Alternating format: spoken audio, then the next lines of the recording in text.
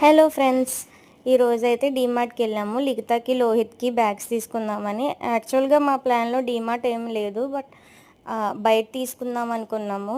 అయితే మధ్యలో మనకి కొంచెం అతి తెలివి ఎక్కువ కదా, మన నెత్తి బ్రెయిన్కి కొంచెం ఎక్కువ ఆలోచన ఎక్కువైపోయి బ్యాగ్స్ కొంచెం అక్కడైతే డిస్కౌంట్ వస్తుంది, 1000 రూపీస్ది 800 అలా పడుతుంది అని చెప్పేసి మా హస్బెండ్ని డీమార్ట్ తీసుకెళ్ళమని అనమాట.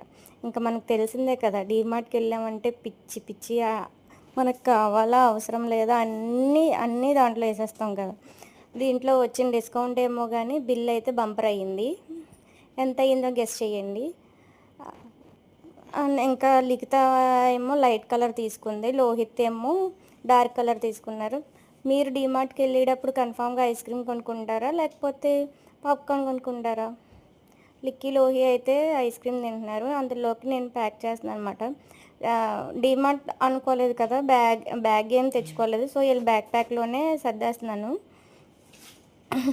లిఖితా బ్యాగ్ నచ్చిందా మీకు, లోహిత్ బ్యాగ్ నచ్చిందా?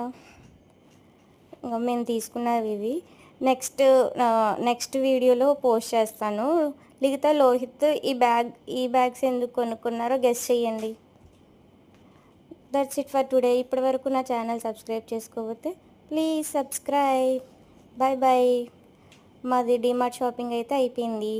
అండ్ రేపు నుంచి అందరూ స్కూల్స్కి వెళ్తున్నారా? ఆల్ ది బెస్ట్ ఫర్ చీ